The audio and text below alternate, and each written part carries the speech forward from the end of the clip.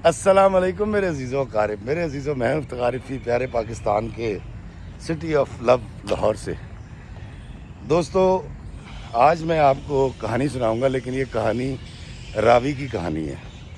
جی ہاں، دریا راوی جو اس وقت بپھرا ہوا ہے اور اس میں سیلاب آیا ہوا ہے۔ لیکن اس ساری کہانی کو سنانے سے پہلے میں آپ کو ایک گزارش کر دوں کہ اس وقت دریا راوی کی جو صورتحال ہے، میں 3 دن سے روز جاتا ہوں اور وہاں دیکھ کر آتا ہوں اور دعا بھی کر کے آتا ہوں دل ہی دل میں کہ یا اللہ اپنا رحم اور کرم فرما ہم سب پہ۔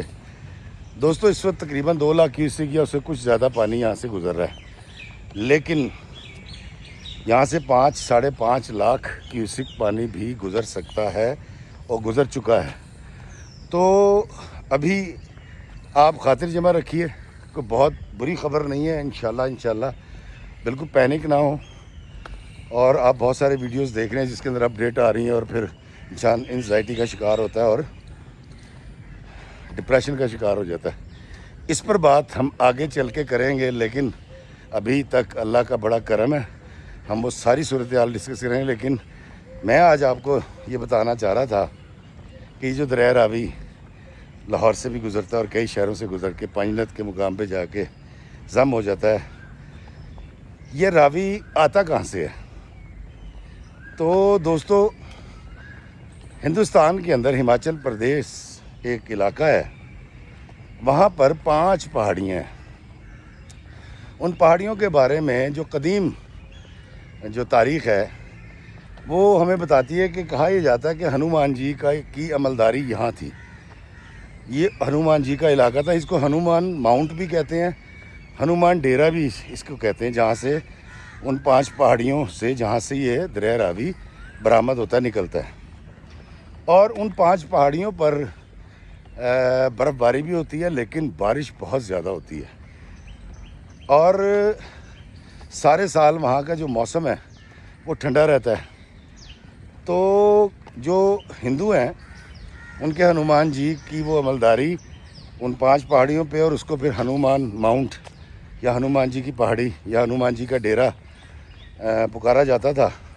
اور وہاں پر ہندوؤں کے بہت سارے فیسٹیولز بھی ہوتے ہیں، اور اس پانی کے حوالے سے جو راوی لاہور سے گزرتا ہے، اس میں ان کا نہانا اور بہت ساری ان کے دھرم سے جڑی ہوئی کچھ ایکٹیویٹیز بھی ہوتی ہیں۔ تو دوستو، یہ دریا راوی تو صدیوں سے بہہ رہا ہے اور اسی راستے سے گزرتا ہے۔ جو راستہ اس کا، یہ راستے بدلتا رہتا ہے، کٹاؤ ہوتا رہتا ہے اور اپنا راستہ بدلتا رہتا ہے، لیکن اسی 2, 4, 5, 10 کلومیٹر کے ریڈیس میں سے گزرتا ہے یہ راستے بناتا ہوا۔ تو راوی کبھی بڑی جوبن پہ ہوا کرتا تھا، اور جب اس کو چمبا علاقے کو چمبا بھی کہتے ہیں۔ اب وہ میں نے اس کی ڈیٹیل تو اتنی زیادہ نہیں پڑھی، لیکن اس کو چمبا کا ایریا بھی کہتے ہیں، ہماچل پردیش۔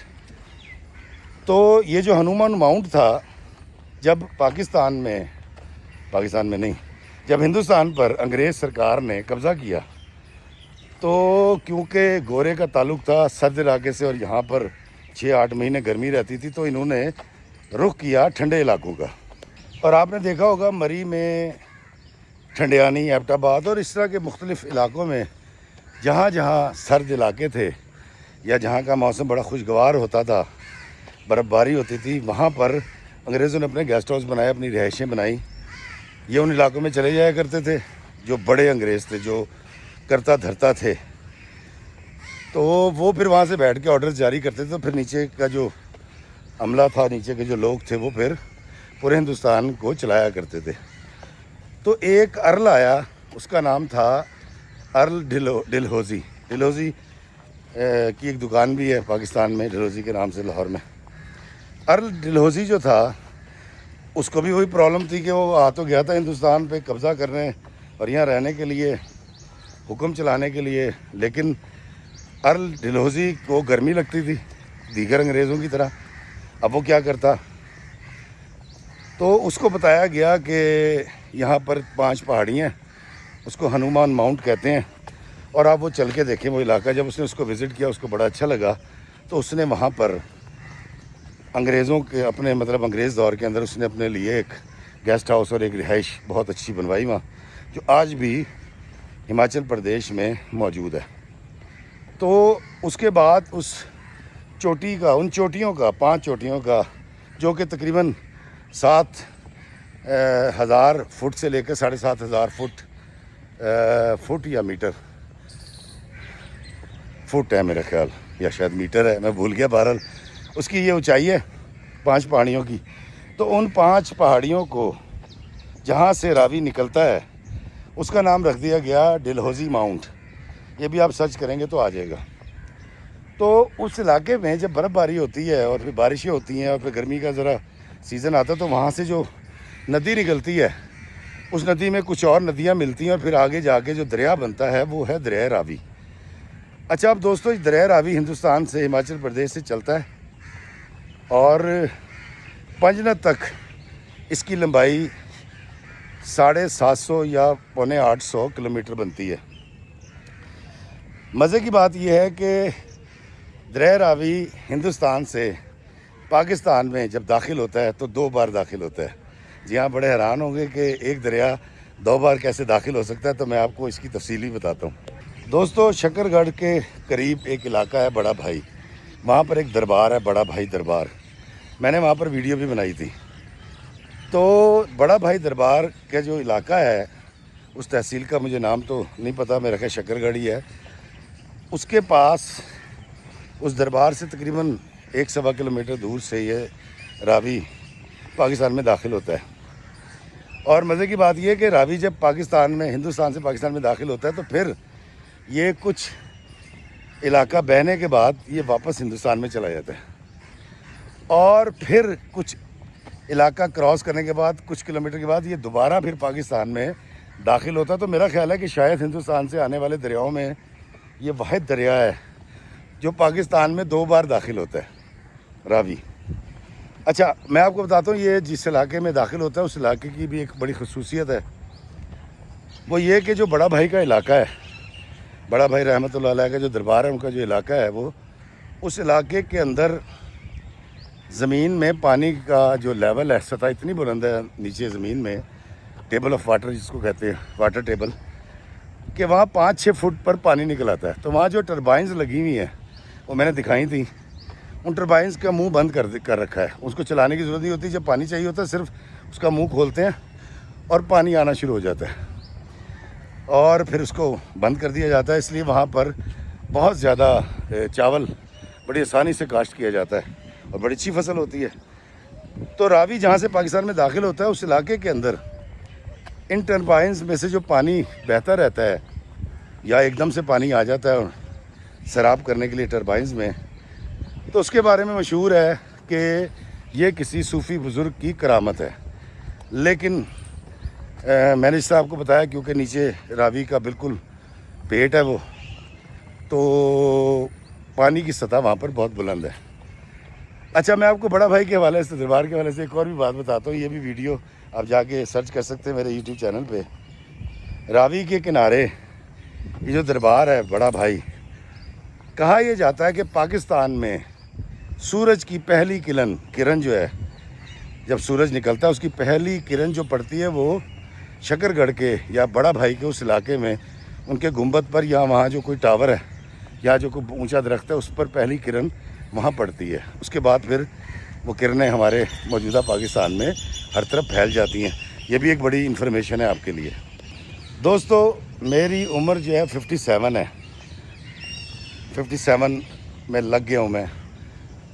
تو میں نے آج تک اپنی زندگی میں راوی کے اندر 2 بڑے سیلاب دیکھے، ایک 76 ہے یا 77، مجھے وہ نہیں یاد ڈیٹ، اور ایک 88 والا۔ یہ دونوں سیلاب میں نے دیکھے تھے، کیونکہ میری جم پل جو ہے وہ سنت نگر کی ہے، اور سنت نگر سے راوی صرف 1.5-2 کلومیٹر دور بہتا تھا، کیونکہ یہ جو بند روڈ ہے جہاں سے ہم، وہاں ایک بڑا اچھی سڑک نہیں بن گئی جو نقوی صاحب نے بنائی ہے، اس سڑک کے نیچے جو سڑک جا رہی ہے اس کو بند روڈ کہتے ہیں، یہ سارا بند روڈ ہی ہے۔ بند روڈ کے سے ایسے گزرتے ہوئے اگر ہم سمجھیں کہ یہ روڈ بند روڈ ہے، تو یہ جو درخت لگا ہوا ہے یہ میں نے یہاں پر راوی کو بہتے دیکھا ہوا ہے سڑک کے ایسے اس کے ساتھ، ہڑ کے دنوں میں، سیلاب کے دنوں میں۔ ایسا نہیں ہے کہ اس طرف آبادیاں نہیں تھیں، टावा टावा आबादी थी। हम संतरागढ़ से निकलते थे और कारपोरेशन का जो डिस्पोजल है वहाँ से गुज़र के और ताज कंपनी के पास से, बहुत बाद में बनी थी ताज कंपनी, वहाँ से गुज़र के हम जब आते थे बंद रोड के ऊपर, इसको बंद रोड कहते हैं, तो सैलाब के दिनों में बिल्कुल उसके साथ यहाँ पानी चल रहा होता था, जो मैंने अपनी आंखों से देखा हुआ है। और मुझे अच्छी तरह याद है 70s के सैलाब में भी, जब सैलाब आया था, और 88 के सैलाब के अंदर भी संतनगर के जितने लोग जो जवान थे, क्योंकि 76 में तो मेरे अब्बा बहुत जवान थे और 88 में भी अब्बा बहुत फिट थे माशाल्लाह, अब तो बहुत बूढ़े हो गए हैं। तो करते ये थे कि सब ने इकट्ठे होना, क्योंकि अब्बा जी का बॉडी बिल्डिंग का क्लब था तो उनके शागिर्द भी आ जाते थे। करते ये थे कि यहाँ से इन्होंने खाने पीने की चीज़ें लेनी, जिसमें पानी होता था। पानी उस वक्त मिनरल वाटर तो होता नहीं था, तो घरों से साफ़ पानी इन्होंने भर के लेके जाना, कूलर लेके जाने, शीशे के गिलास लेके जाने, खाने पीने की चीज़ें। इसमें चिप्स होते थे, उस वक्त नए नए चिप्स हमने बचपन में देखे थे। उसके अंदर बिस्किट होते थे, और ज़्यादातर बिस्किट वो होते थे जो 1 रुपए के 100 आते थे, टेडी पैसे वाले। ये मैं 70s की बात, और 80s में तो कुछ और था। और लोग घरों से खाना भी पका के देते थे, कोई पराठे देता था, कोई सालन, कोई देगे पका के दे रहा। तो ये सारे के सारे रेड़ों पे रख के और पैदल जुलूस की शक्ल में ये सारे लोग संतनगर से, उस वक्त की रेस्क्यू टीम, ये सारे चले जाते थे बंद दरिया रावी के ऊपर। और ये चलते चलते हम पैदल चले जाया करते थे रावी के पुल तक। अब मेरे अब्बा बड़े बेहतरीन तैराक थे, स्विमर बहुत आला दर्जे के थे। अब्बा किया ये करते थे कि, दोस्तों मैं उनकी तस्वीरें कभी दिखाऊंगा आपको। अब्बा बड़े फिट थे और बड़े बॉडी बिल्डर थे, और उनके दोस्त भी ऐसे हुआ करते थे। और अब्बा जी के दोस्त उम्र में छोटे भी हुआ करते थे, 8-8, 7-7 साल। तो हम जब 76 का मुझे याद है सैलाब आया, 76 से 7 है मुझे याद नहीं है, बड़ा ज़बरदस्त सैलाब था, बड़ी तबाही हुई थी। तो यहाँ से जाना, और फिर अब्बा करते ये थे, ये इन सब ने चड्डियाँ पहन रखी होती थी और धोतियाँ पहन रखी होती थी। जैसे ही कोई पुल के ऊपर से गुज़रता था, नीचे देखते थे कोई डूब रहा है या कोई औरत डूब रही है, तो फिर ये 5, 7, 6 तैराक जो है ना छलांग लगा दिया करते थे। इनके साथ सिविल डिफेंस के लोग भी होते थे। अच्छा, अब्बा कश्ती बहुत अच्छी चलाते थे, और मैं आपको बताता हूँ कि रावी पार करके रावी के किनारे साइकिल बांधते थे, खंबे के साथ किश्ती लेते थे, और फिर किश्ती रावी पार ले जा के उसको वहाँ किला से बांधना, और फिर रेडी होता था एक सेल का, वो लेकर अब्बा जी जहांगीर के मकबरे सीढ़ियों के ऊपर सीने पे रख के ना पाकिस्तान, रेडियो पाकिस्तान सुना करते थे। और मुझे याद है कि उस वक्त रेडियो पाकिस्तान से आवाज़ आया करती थी, मेरे शौक दा नहीं इंतज़ार तैनू आजा वेख मेरा, मेरे शौक दा नहीं एतबार तैनू आजा वेख मेरा इंतज़ार आजा। या एक आवाज़ बाद में आनी शुरू हुई थी, निमी निमी वाह वगदी पे रुख डोल दे, ऐसा। तो ये वो दौर था। तो अब्बा तैराक भी बहुत अच्छे थे और बोट भी बहुत अच्छी चलाते थे, और जान में भी थे। तो मेरे अब्बा ने मुझे अच्छी तरह याद है 2 मर्दों की जान बचाई थी। एक औरत को डूबने से बचाया था जो कि रावी में बहती जा रही थी सैलाब के अंदर, और अब्बा ने पुल पे से ही छलांग मार दी थी। सिविल डिफेंस के लोग भी उनको बड़ा सपोर्ट करते थे। और फिर अब्बा के जो दोस्त थे, लियाकत मलक, शौकत चौधरी शौकत, ये बड़े मतलब काफ़ी लोग अब इस दुनिया में नहीं रहे, तो ये भी बड़े दलेर थे। और ये भी संतनगर के लोग, कृष्णागर के लोग, सांदा के लोग, शादरा के लोग ही आते थे रावी पर और लोगों की मदद किया करते थे, क्योंकि उस वक्त बाकायदा तौर पे 1122 और इस तरह की क्राइसिस कंट्रोल जो मैनेजमेंट की जो इदारे ये हुआ नहीं करते थे। तो वो दौर हमने देखा। उसके अंदर होता क्या था मैं बताऊं, वो जो मैंने 70s में सैलाब देखा या 88 वाला सैलाब देखा, उसमें दोस्तों होता दरअसल ये था कि अवाम के लोग जाते थे और वहाँ पर रश लग जाता था, पुल खाली करा लिया जाता था और फिर रेस्क्यू किया जाता था। सैलाब के दिनों में ग्रुप्स का संतनगर से जाना, लोगों को खाना देना। दरअसल वहाँ होता ये था कि क्योंकि ये जो रावी के बाहर का इलाका था जहाँ पानी नहीं आता था आम दिनों में, बंद रोड का, वहाँ पर मैंने कहा ना कुछ चंद بلڈنگز میں نے دیکھی تھیں، ٹرکس کھڑے ہوتے تھے، ادروائز وہ بالکل راوی کو میں نے بہتے دیکھا بند روڈ کے ساتھ سیلاب کے دنوں میں۔ تو لوگ وہاں جو گاؤں ہوتے تھے وہ پھر گاؤں خالی کرتے تھے، کاشتکاری کیا کرتے تھے، تو وہ آگے بیٹھ جاتے تھے بند روڈ کے اوپر۔ بند روڈ پہ لوگ سامان رکھ کے توڑ بیٹھے ہوتے تھے۔ تو جہاں گلشن راوی ہے یہاں تک، تو پھر ان کے اندر جانا، ان کو کپڑے دینے، ان کو کھانا دینا، ان کو پانی پہنچانا، پینے کا، دوائیاں ہوتی تھی کچھ، تو اس وقت بڑی مشہور تھی پیراسیٹامول، اور کچھ ایک دو ہوا کرتی تھیں، کوئی اینٹی بائیوٹکس ہوتی تھیں، تو وہ جا کر دینی۔ تو یہ ایک بڑا خوبصورت جو ہے وہ دیکھنے کا ایک منظر ہوتا تھا کہ شادرہ کی طرف سے ادھر والے لوگ اور اس طرف سے لاہور کی طرف سے اندرون کے اور سمت نگر کے اور کرشنا گر اور ساندہ کے لوگ یہ جاتے تھے اور لوگوں کی مدد کیا کرتے تھے، ان کو ریسکیو کرتے تھے۔ اچھا دوستو، ایک اور بڑا کام ہوتا تھا جو میں نے اس سے نوٹ کیا، جو اب میں کیونکہ شعور میں ہوں تو میں جان سکتا ہوں کہ وہ کیا ہوتا تھا۔ اور ایک بات بتاتا ہوں، ایک دفعہ 88 کے سیلاب کے اندر ابا نے، ابھی ہم جا ہی رہے تھے تو پل سے پہلے شاید اس کے راوی کے پانی بے تاشا گزرا تھا۔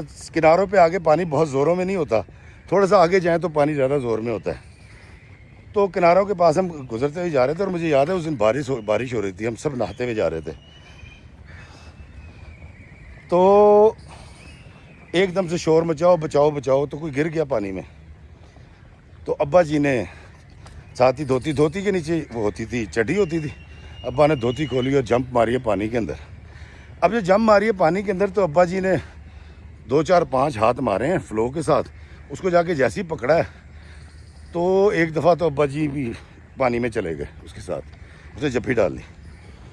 پھر میں نے دیکھا کہ ابا جی ابھرے ہیں تھوڑے فاصلے سے، اور اس کے بعد وہ غوطہ مارتے ہیں اور اس کو بالوں سے پکڑ لیتے ہیں اور اس کو 2 3 تھپڑ مارتے ہیں، پھر بالوں سے پکڑتے ہیں اور ایک ہاتھ سے پکڑ کے اس کے ہاتھ کو ایسے سر کو کر رکھا ہے بالوں سے، اور پھر ایک ہاتھ سے تیرتے ہوئے اس کو کنارے کی طرف لا رہے ہیں۔ جب وہ کنارے کی طرف آ گیا ڈوبنے والا، تو پھر ابا کے دوستوں نے بھی چھلانگ لگا دی اور انہوں نے اس کو ریسکیو کر لیا، نکال لیا۔ اچھا، یہ میں نے 70s کے جو بھی 76 کا جو بھی تھا فلڈ، اس میں بھی دیکھا تھا، لیکن 88 میں نے جب چیز نوٹ کی کہ ابا جی نے بندے کو بچایا ہے اور بچانے کے بعد اس کو مار بھی رہے ہیں، اور پھر جب اس کو نکالا تو اس کے پیٹ سے پانی نکال رہے ہیں، تو میں نے ابا سے ہی پوچھا، میں کہا ابا جی یہ کیا ظالمانہ انداز ہے آپ کا کہ آپ اس کو بچانے گئے ہیں اور آپ اس کو مار بھی رہے ہیں۔ انہوں نے کہا بیٹا بات دراصل یہ ہے، جیسے میں اس کو کسی کو جو تارو کہتے ہیں تیرنے والے کو، تیراک کو کہتے ہیں، تارو جو ہے نا وہ ڈوبتا اس لیے ہے کہ وہ جس کو بچانے جاتا ہے وہ اس کو جپھا ڈال لیتا ہے، اور اس کو لگتا ہے یہ مجھے بچا لے گا، تو وہ تارو کو بھی لے کے ڈوب جاتا، کیونکہ اس نے بڑے سخت جپھی ڈالی ہوئی ہوتی ہے۔ تو ہم اس کو مارتے اس لیے ہیں، ابا جی اس کے یہاں بھی مارتے تھے، منہ پہ بھی مارتے تھے، یا مطلب یہ والی جو ہے ایلبو ہے اس کو مار رہے ہیں پیچھے کرنے کے لیے دریا کے اندر، تو وہ تکلیف میں مبتلا ہو کے پھر گرپ چھوڑ دیتا ہے، اور پھر ابا جی اس کو پکڑ کے باہر لے آتے تھے۔ تو مجھے ایک یہ والی انفارمیشن ہی ملی۔ ویسے تو میری ساری جو اطلاعیں، ساری انفارمیشن میرے باپ کے دم قدم سے ہے، میں جو کچھ اپنے باپ کی وجہ سے ہوں، یہ سارا علم، یہ ساری محبت، یہ ساری روحانیت سے وابستگی، یہ ساری فیسٹیوٹی میرے باپ کی وجہ سے میرے اندر۔ تو ابا نے مجھے جب یہ بتایا تو مجھے پتہ چلا، اچھا ہاں یار، کیونکہ ڈوبنے والے کو تو پتہ نہیں ہوتا۔ تو خدا نہ کرے اگر آپ پھسل گئے ہیں پانی میں کسی وجہ سے اور آپ کو کوئی بچانے آ گیا ہے، تو اس کو جپھی نہ ڈالیں، وہ جو کر رہا ہے اس کو کرنے دیں۔ وہ آپ کو بال سے پکڑے گا، اوپر ابھارے گا، اور یا ٹانگ مار کے اوپر نیچے جا کے نا اچھالتا ہے اوپر کی طرف، اور وہ اس کو ٹیکنیک کرنے دیں، وہ آپ کو کنارے پر لے آئے گا۔ لیکن اگر آپ اس کو جپھی ڈال لیں گے تو آپ بھی ڈوب جائیں گے، اس کو بھی ڈبو دیں گے بیچارے کو جو آپ کی مدد کرنے آیا تھا، کیونکہ اس کا سانس ٹوٹ گیا تو ڈوب جائے گا، یا اگر اس کا سانس اکھڑ گیا تو پھر یہ بھی ہو سکتا ہے کہ وہ آپ کو بیچ مزدار میں چھوڑے اور اپنی جان بچانے کے لیے واپس کنارے کی طرف چلا جائے۔ تو اللہ نہ کرے اگر آپ پانی میں گر پڑے ہیں سیلاب کے یا دریا کے، تو جو بچانے آیا ہے اس سے جپھی مت ڈالیں۔ دوستو، دوسری بات جو میں نے دیکھی وہ یہ تھی، میرے ابا کا جو گروپ جاتا تھا اور جو دیگر تیراک ہوتے تھے، ڈنگر جب بہہ کے آتے ہیں تو ڈنگروں کو پانی سے نکال کے لانا، اور پھر سول ڈیفینس والوں کو یا پولیس والوں کے حوالے کر دینا کہ بھئی یہ پانی میں بہہ کے آئے جانور بھینس جس کی ہے اس تک پہنچا دینا۔ وہاں پر کچھ لوگ وہ ڈوبتے میں نے دیکھے جن کو میرے ابا بھی نہیں بچا سکے یا ان کو بچا لیا گیا۔ وہ یہ تھا کہ کسی کی لکڑی بہتی ہوئی آ رہی ہے، کسی کا سامان فرنیچر بہتا ہوا آ رہا ہے، کسی کے گھر کے برتن بہتے ہوئے آ رہے ہیں۔ تو راوی کے کنارے اور پل کے اوپر بہت سارے نوجوان کھڑے ہوتے تھے اور وہ اوپر سے چھلانگ مار دیتے تھے اس برتن کو، اس لکڑی کو، اس سامان کو نکالنے کے لیے۔ اور کچھ وہ بھی ہوتے تھے جو کوئی بھینس بہتی ہوئی آ گئی، کوئی جانور بہتا ہوا آ گیا پالتو، تو اس کو نکالنے کے لیے چھلانگ مار دیتے تھے اور کئی ڈوب جاتے تھے، ان کا سانس ٹوٹ جایا کرتا تھا یا ان کو بچا لیا جاتا تھا۔ تو خدارا یہ کام بالکل نہ کریں۔ جب سیلاب آیا ہوا ہے اور آپ کے گھر کے پاس سے یا آپ جہاں کھڑے ہوئے ہیں آپ کے پاس سے کوئی چیز بہتی ہوئی جا رہی ہے، اس میں لکڑی ہو سکتی ہے، اس کے اندر فرنیچر ہو سکتا ہے، تو دوستو ایسا نہ ہو کہ آپ لالچ کریں کسی جانور کو، بھینس کو دیکھ کے کہ بھینس آ گئی ہے کنارے کے پاس لے آئیں، کچھ سامان بہتا ہوا آ رہا ہے۔ جس طرح ابھی اس میں 2 گاڑیاں آئی ہیں اور کچھ لاشیں بھی آئی ہیں جو نکال کے اداروں کے حوالے کر دی گئی ہیں۔ تو ایسا ہرگز نہ کریں، سامان کی لالچ میں، لکڑی کی لالچ میں، کوئی برتنوں کی لالچ میں اپنی جان کا رسک نہ لیں۔ خدارا میں آپ کو بتا دوں، پانی اور آگ کی موت، میں نے ہمیشہ اس کے بارے میں پڑھا ہے، یہ کچھ کرنے نہیں دیتی۔ تو ہو سکتا ہے کہ آپ کو تیرنا آتا ہے اس لیے آپ چھلانگ ماریں گے، لیکن یہ بھی تو ہو سکتا ہے کہ آپ کا سانس ٹوٹ جائے اور آپ اس لالچ کے چکر میں گہرے پانی میں چلے جائیں یا آپ کا سانس پھول جائے، پھر آپ کی موت بھی ہو سکتی ہے۔ یہ والی لالچ ہرگز مت کیجیے گا۔ جو بہہ کے جا رہا ہے اس کو جانے دیں۔ کسی انسان کو بچانا ہے تو پھر آپ یہ ضرور ایفرٹ کریں، یا آپ جانور کو بھی بچا سکتے ہیں، لیکن یہ دیکھتے ہوئے کہ کیا آپ گہرے پانی میں ہیں، پانی کا زور زیادہ تو نہیں ہے اور آپ اس کو بچا کر کنارے تک لے آئیں گے۔ تو دوستو 88 کے سیلاب کے اندر تو مجھے بہت اچھی طرح یاد ہے کہ ان دنوں یہ جو خنزیر ہوتا ہے، اس کو ہم سور کہتے ہیں، یہ بہہ کے آ جاتے تھے راوی کے پانی میں۔ اب میں جب 2007 تک میں انڈیا گیا ہوں 4 بار تھیٹر کرنے، تو امرتسر سے شروع ہو کر اور دلی تک میں نے ہر جگہ یہ دیکھا جیسے پاکستان میں بکری اپنے 3-4 بچوں کے ساتھ پھر رہی ہوتی تھی نا، میٹروپولیٹن سٹی بننے سے پہلے جب الاؤ تھا لاہور میں، یہاں بکریاں ہوتی تھیں، سڑکوں پہ پھر رہی ہوتی تھیں، باغوں میں گھس جاتی تھیں اپنے بچوں کو لے کے، یا بھینسیں ہوتی تھیں، گائیں، پورا ٹبر پھرتا تھا سڑکوں پہ، یا جیسے آج کل بلیاں ہماری گھروں میں یا باغوں کے اندر نہیں پوری فیملی کو لے کے پھر رہی ہوتی ہیں اپنی بچوں سمیت۔ تو ویسے وہاں پر جو خنزیر ہے، مادہ جو ہے، یہ اپنے بچوں کو لے کے پھرتی رہتی ہے، وہ کسی کو کچھ کہتے نہیں ہیں، آپ کے پاس بیٹھے ہوئے ہوتے ہیں جہاں آپ کہیں ہوٹل میں بیٹھ کے چائے پی رہے ہیں۔ تو میں نے یہ وہاں دیکھا، تو وہ وہاں اس طرف بہت زیادہ ہیں۔ پاکستان میں تو ان کی گنجائش ہی کوئی نہیں ہے نا، ایسے جتنے ویک دینے انہوں مار دیں۔ تو جب راوی کے پانی میں بہہ کر یہ بہت زیادہ آتے تھے تو پھر ہوتا یہ تھا کہ رات کو شور مچتا تھا، تو ہمارے محلے میں لوگ ڈنڈے نکال کے نا، انہیں ڈنڈوں کے منہ کے اوپر نا وہ کیلیں لگائی ہوتی تھی، ٹھوکی ہوتی تھی، اتنی باہر ہوتی تھی، اور متیریں لے کے کوئی تلوار نکال لیتا تھا۔ اور جن گھرانوں کے اندر ڈبل بیرل تھی، 1-2 فوجی بھی رہتے تھے ہمارے محلے میں ریٹائرڈ، تو وہ ڈبل بیرل نکالنی اور پھر بھاگتے پھرنے، جہاں سے شور کی آواز آ رہی ہے، سائیکلوں کے اوپر، سائیکلیں زیادہ ہوتی تھی، یا ریڑے پہ کسی کے بیٹھ جانا ٹانگے پہ، تو پورا کا پورا موب کرشنا گھر میں، سندھا گھر میں، ساندے میں بھاگتا پھر رہا ہے، اور وہ آگے بھاگ رہا ہے، جب تک اس کو مار نہیں لیتے تھے تو سکون سے نہیں بیٹھتے تھے۔ تو اس بار بھی دیکھنے میں آیا کہ میں نے 2-3 ویڈیو دیکھی ہیں کہ وہ بہہ کر آ رہے ہیں اور لوگ ان کا شکار بھی کر رہے ہیں۔ تو اس کا شکار کرتے ہوئے 88 کے اندر یہ ہوا تھا کہ بابو محلہ ہے ہمارے محلے میں، سنت نگر میں، وہاں پر اس نے پتہ نہیں دانت مارا تھا یا ٹکر ماری تھی ایک بچے کی، اس کی بالکل ٹانگ ٹوٹ کے ضائع ہو گئی تھی، خون بڑا نکلا تھا، 1-2 اور بڑے خوفناک زخمی ہوئے تھے۔ تو اس طرح کا کوئی کام نہ کریں تو زیادہ بہتر ہے، اس کو جینے دیں، آپ کی مہربانی، ہمارے جو وائلڈ کے ادارے ہیں وہ خود ان کو نپٹ لیں گے۔ ایک اور بات دوستوں ان دنوں یہ دیکھنے میں آتی تھی کہ جو لوگ اپنے علاقے خالی کر جاتے تھے اپنے گاؤں تھوڑا بہت سامان لے کے چلے جاتے تھے. تو وہاں ہوتا یہ تھا کہ پانی اتر جانے کے بعد لوگوں کے واپس لوٹنے سے پہلے کچھ لوگ وہاں پر چوریاں کرنے آ جاتے تھے اور لوگوں کے جانور کھول کے لے جاتے تھے جو ڈوبے نہیں ہوتے تھے, برتن اور بھانڈے لے جاتے تھے. خیر اب تو وہ دور نہیں, اللہ کا شکر ہے, پولیس کا نظام بہت اچھا ہے, لیکن پہلے یہ بھی ہوتا تھا. تو میں نے کہا آج میں آپ سے وہ یادیں شیئر کروں. پرانا پل بھی ہم جاتے تھے جو راوی کا آج بھی ہے, اور 88 میں جب ہم گئے تو پھر نئے پل پہ گئے تھے. تو مجھے یہ تو نہیں یاد کہ نیا پل کب بنا تھا, لیکن راوی کے ساتھ میری وابستگی ہر لاہوری کی طرح بڑی پرانی ہے.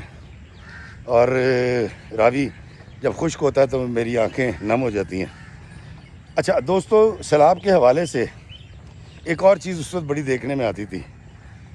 دراصل سیلاب کے راستے میں گاؤں ضرور آتے تھے, وہ بھی عارضی گاؤں ہوتے تھے کہ وہاں وائی بی جی کی اور وہیں کوئی ڈیرا بنا لیا اور سیلاب آیا تو سائٹ پہ ہو گئے, اونچی جگہ پہ چلے گئے.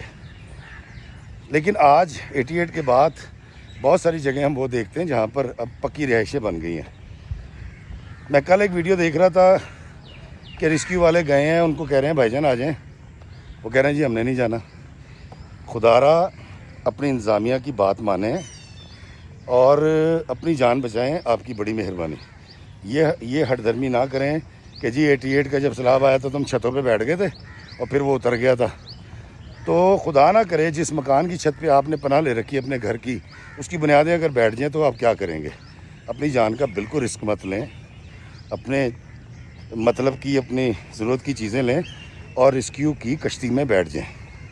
دوستو اس سے پہلے کہ جو 2 سیلاب مجھے یاد ہیں اس میں ایک دو چیزیں اور بھی ایڈ کر لیجئے. جب سیلاب آتا ہے تو وہ کہیں تو فصلیں اور گاؤں تباہ کر دیتا ہے, بڑی تباہی پھیرتا ہے, لیکن بہت سارے میدانی علاقوں کے اندر چکنی مٹی بچھا دیتا ہے اور وہاں زرخیزی آ جاتی ہے. تو اللہ تعالیٰ اگر ہم پر کوئی مصیبت آتی ہے نا تو اس مصیبت میں, اس شر میں سے خیر کا پہلو بھی نکل آتا ہے. تو یہ بھی ایک خیر کا پہلو ہے. اور دوسری بات یہ کہ وہ جو جن سیلابوں کی میں بات کر رہا ہوں اس وقت ہم نے راوی کا راستہ نہیں روکا تھا, اور عارضی طور پر کچھ گاؤں آباد ہوتے تھے. بہت بڑا جانی مالی نقصان اس لیے نہیں ہوتا تھا کہ وہاں پر بہت زیادہ آبادی نہیں تھی. مجھے یاد ہے 88 میں نام نہیں لیتا علاقے کا, ایک پیچھے علاقے کا بند توڑ کے لاہور, کوئی جو موجودہ لاہور ہے جہاں میں پھر رہا ہوں, اس کو بچایا گیا تھا. تو جس طرح بھی ایک بند توڑا گیا ہے پیچھے قادر آباد کو, کون سا, اس کا مقصد صرف یہی ہے کہ ایک بند توڑ کے اس کا پریشر نکال دیں اور پھر بڑی تباہ کاری سے یا بڑے شہر کو بچا لیا جائے. تو ابھی تو اللہ کا شکر ہے ایسی کوئی نوبت نہیں آئی. لیکن میں آپ کو بتاتا ہوں کہ ایک چیز مٹی والی ہو گئی. دوسری ایک اور بات میں آپ کو بتاتا ہوں کہ جب بھی سیلاب آتا ہے تو سنت نگر, کیونکہ شاید 1.5-2 کلومیٹر دور تھا راوی سے, آج بھی اتنا ہی فاصلہ ہے, اگر ہم سیدھا راوی کی طرف جائیں سنت نگر سے اور بیچ میں بلڈنگیں نہ ہوں تو سانپ اور بچھو یہ بہت پیدا ہو جاتے ہیں. تو سانپ اور بچھو کے کاٹے کا تریاق جو ہے, جو اس کی دوائی ہوتی ہے, ویکسینیشن جو ہے, یقیناً وہ ہاسپٹلز میں موجود ہوگی, ویسے اس وقت تو موجود نہیں ہوتی تھی. اور کئی لوگ سانپوں کو مارنے کے چکر میں نا, اوے سانپ جا رہا ہے تو سارے کے سارے ڈنڈے مار رہے ہیں, پورا محلہ اس کے پیچھے لگایا. اور کئی دفعہ یہ ہوا کہ یا تو خود پانی میں گر گئے, یا ٹانگ توڑ والی مر گئے, یا پھر سانپ نے ڈس لیا. اور پھر جب ہم ان کو لے کر گئے ہاسپٹل میں تو وہ ویکسین نہیں ملی, اور وہ ہمارے ہاتھوں میں ایک ہمارا دوست تو نہیں کہوں گا, میری اس سے عمر میں بڑے تھے, ان کی ڈیتھ بھی ہو گئی. کیونکہ 88 کے سیلاب میں فرسٹ ایئر میں پڑھتا تھا ایم اے کالج میں.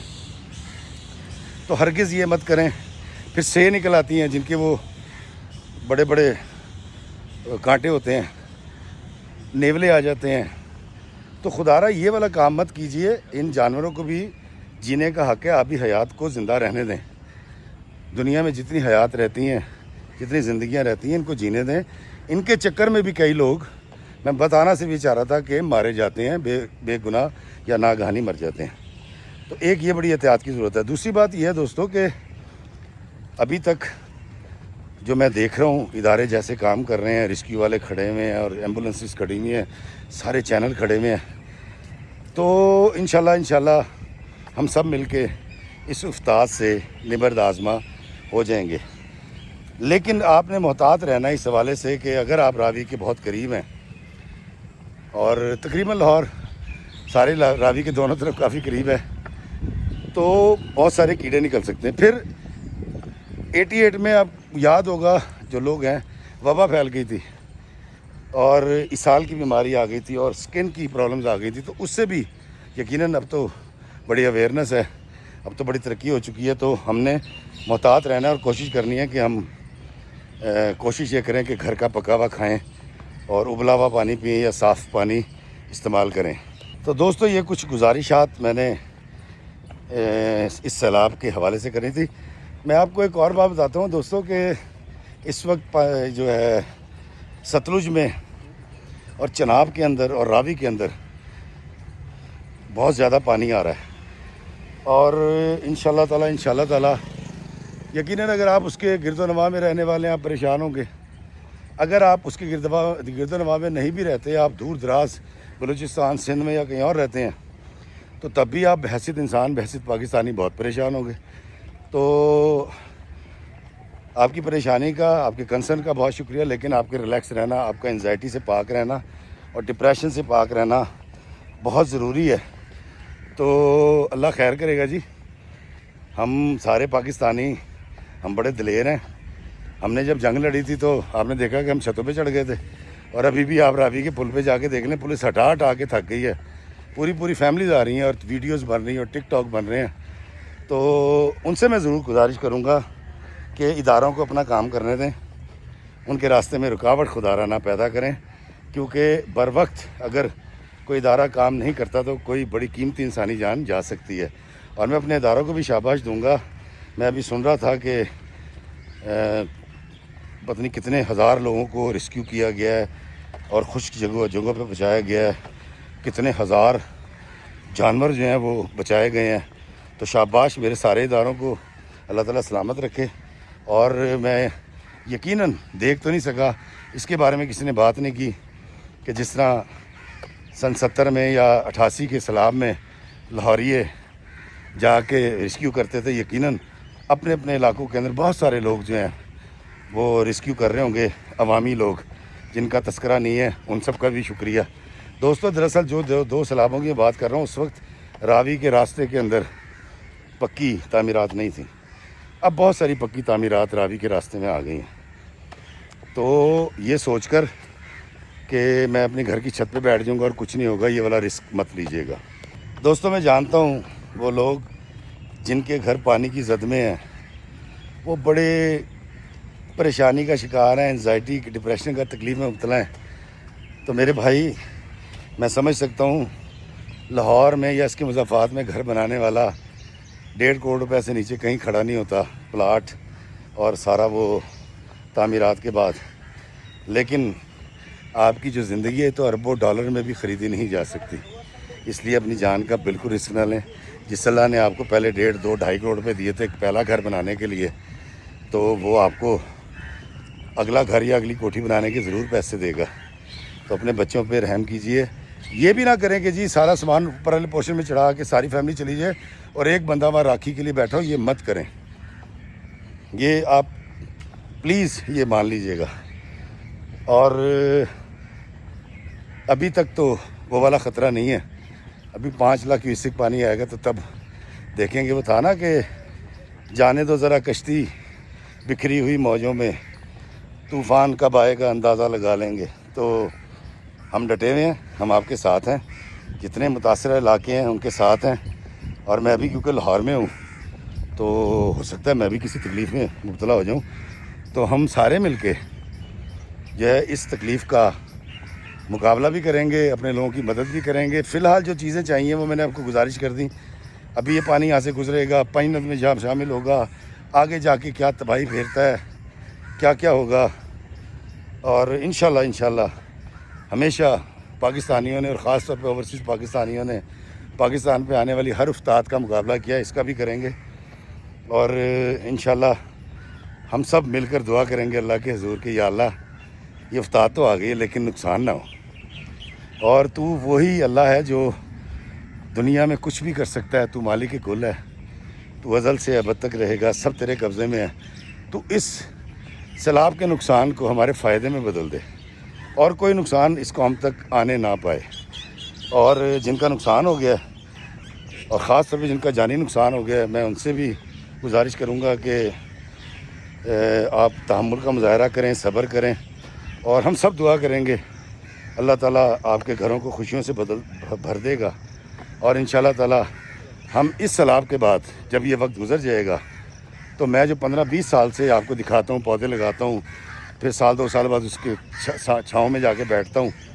اس سیلاب سے پہلے ہی میں نے راوی پہ بھی ویڈیو بنایا تھا اور آگے بھی بنایا تھا.